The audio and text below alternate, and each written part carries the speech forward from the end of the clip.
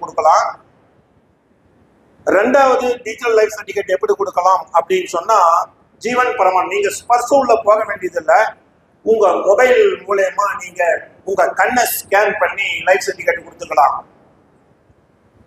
அடுத்தபடியா manual life certificate spruce உள்ள போயிட்டு உங்க கண்ணையோ இல்லை கை இது எதுவுமே வேலை செய்யலை அப்படின்னு வச்சுக்கோங்க. கண் கைரேகை வச்சாலும் அது செட் ஆகலை, கண்ணு ஸ்கேன் பண்ணாலும் ஆகலை அப்படின்னும் போது உங்களுடைய பிபிஓ நம்பர் இருக்குங்களா, அந்த பிபிஓ நம்பரை வச்சு ஒரு மேனுவல் ஜெனரேட் பண்ணிடலாம். சர்டிஃபிகேட்னா ஒரு பேப்பர்ல பிரிண்ட் வந்துடும்.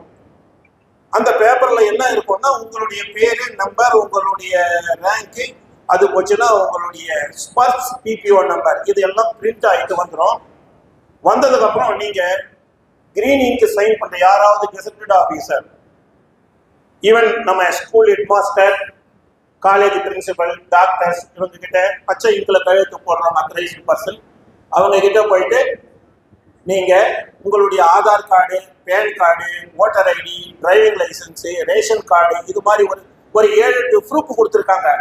இந்த ப்ரூஃப்ல ஏதாவது ஒரு ப்ரூஃப் அவங்க கையில காமிச்சு அவங்க கிட்ட பச்சை இங்க்ல கையெழுத்து வாங்கிட்டு வந்து அவங்க டெசிக்னேஷன் பேர் எல்லாத்தையும் எழுதிடுவாங்க. அதை மறுபடியும் நம்ம ஸ்கேன் பண்ணி ஸ்பர்ஸில் அப்லோடு பண்ணிடலாம். இது மேனுவல் டைப்பு. அடுத்த மேனுவல் டைப் எப்படின்னா, நீங்க பேங்க்குக்கு போகலாம். பேங்க்ல போயிட்டு நீங்க ஒரு ஃபார்ம் கொடுப்பாங்க, அங்க நிறைச்சி அந்த ஃபார்ம்ல வந்து கையெழுத்து போட்டு கொடுத்தீங்கன்னா அவங்க அப்டேட் பண்ணிடுவாங்க. அதே மாதிரி போஸ்ட் ஆஃபீஸ்ல, பேங்க்ல வந்து இது ஃப்ரீயா பண்ணுவாங்க. போஸ்ட் ஆஃபீஸுக்கு போனீங்கன்னா 70 rupees பே பண்ண வேண்டி வரும். பேங்க்ல போய் கொடுக்கறது ஒரு சில நேரத்துல டவுட் கேஸ் ஆயிருது. நீங்க நினைச்சுக்கிட்டே இருக்கீங்க, நான் பேங்க்ல போய் கொடுத்துட்டேன் எனக்கு ஆயிரும்னு சொல்லிட்டு. ஏன்னா உங்ககிட்ட எந்த ப்ரூஃபும் கிடையாது. கொஞ்ச நாள் கழிச்சு பென்ஷன் வரல சார் அப்படிங்கிறாங்க. எங்க கொடுத்தீங்க லைஃப் சர்டிஃபிகேட்? பேங்க்ல தான் சார் கொடுத்தோம். என்ன ப்ரூஃப் கொடுத்தாங்க, என்ன பேப்பர் கொடுத்தாங்களா உங்ககிட்ட? எதுவுமே கொடுக்கல சார். பேரு நம்பர் கேட்டாங்க, சொன்னாங்க, எழுதிக்கினாங்க, கோமா ஆயிடுச்சுன்னு சொன்னாங்க, அவ்வளோதான் முடிஞ்சிருச்சு. இந்த மாதிரி சீட்டிங் வேலை நிறைய பேங்க்ல ஃபேமிலி பென்ஷனரை கூட நடக்குது. நிறைய கேஸ் பார்த்துட்டேன் நான்.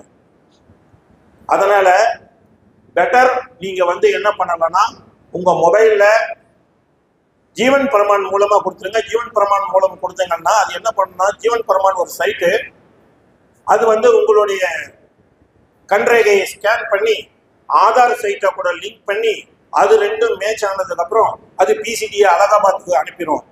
பிசிடி அலகாபாத்துக்கு அனுப்பா பிசிடியில இருந்து ஒரு அக்னாலஜ்மெண்ட் கொடுத்துருவாங்க.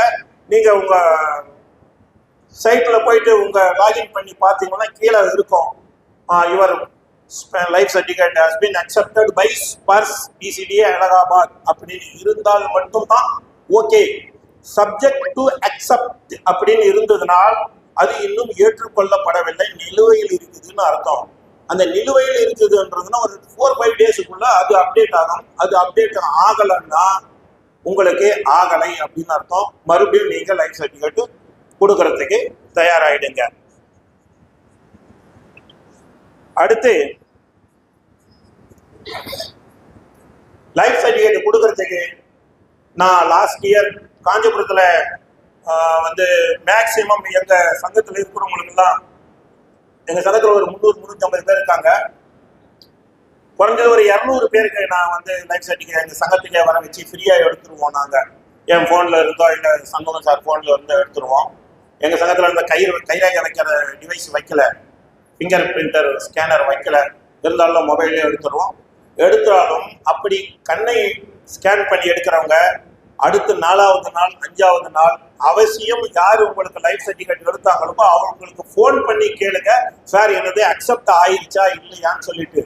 சில கேசஸ் என்ன ஆகுது அப்படின்னா, நான் முதல்ல சொன்ன பாருங்க, உங்களுக்கு வந்து பிபிஓ நம்பர் வந்துருச்சு, நீங்க லைஃப் சர்டிஃபிகேட் கொடுத்துட்டீங்க, ஆனால் பிசிடி அலகாபாத்தில் உங்க ஆதார் வெரிஃபிகேஷன் ஆகலை. ஆதார் வெரிஃபிகேஷன் ஆகாத போது அது கீழே என்ன எழுதி வந்துருதுன்னா, உங்களுடைய ஆதார் வெரிஃபிகேஷன் ஸ்பர்ஸ்ல ஆகலை, அதனால உங்க லைஃப் சர்டிஃபிகேட் ஏற்றுக்கொள்ளப்படவில்லை என்ன எழுதி வந்துருது, அங்கிருக்கிற எழுதி வந்துருது. இதை வந்து கொஞ்சம் கவனம் வச்சுக்கோங்க லைஃப் சர்டிஃபிகேட் கொடுக்கும்போது. அடுத்தபடியாக ஜாயிண்ட் டிக்ளரேஷன், தயவு செய்து நீங்க இந்த மீட்டிங் முடிச்சுட்டு போனதுக்கு அப்புறமால் பட்டு உங்களுடைய பிபிஓ ஒரு முறை நீங்க எடுத்து ஓபன் பண்ணி பாருங்க. உங்க பிபிஓவில் உங்களுடைய ஒய்ஃப் பேர் கரெக்டா இருக்கா, ஸ்பெல்லிங் முன்ன பின்ன இருக்கா, அப்படி இல்லைன்னா இனிஷியல் முன்ன பின்ன இருக்கா அப்படின்னு சொல்லிட்டு. இனிஷியல் பேர்ல ஏதாவது குறைபாடுகள் இருந்தா பிசிடி என்ன சொல்லுது, நீங்கள்லாம் வந்து நியூஸ் பேப்பர்ல ஆட் கொடுத்து அதை கரெக்ஷன் பண்ணி உங்க ரெக்கார்ட் ஆஃபீஸுக்கு அனுப்புங்க. குரு சோல்ஜர் போர்டு ரெக்கார்ட் ஆஃபீஸில் அதை பார்ட் 2 பண்ணணும். பார்ட் 2 பண்ணதுக்கு அப்புறம் காப்பி வந்ததுக்கு அப்புறம் நாங்கள் அப்டேட் பண்றோம் அப்படின்னு சொல்றாங்க. வேற டேட் ஆஃப் பர்த்ல கரெக்ஷன் இருந்தா ஒரு நோட்டரி வக்கீல் கிட்ட ஒரு 20 rupees பாண்ட் பேப்பர் இல்லைன்னா 50-100 rupees பாண்ட் பேப்பர்ல நீங்க ஒரு 4 வரிகள் எழுதணும். உங்களுடைய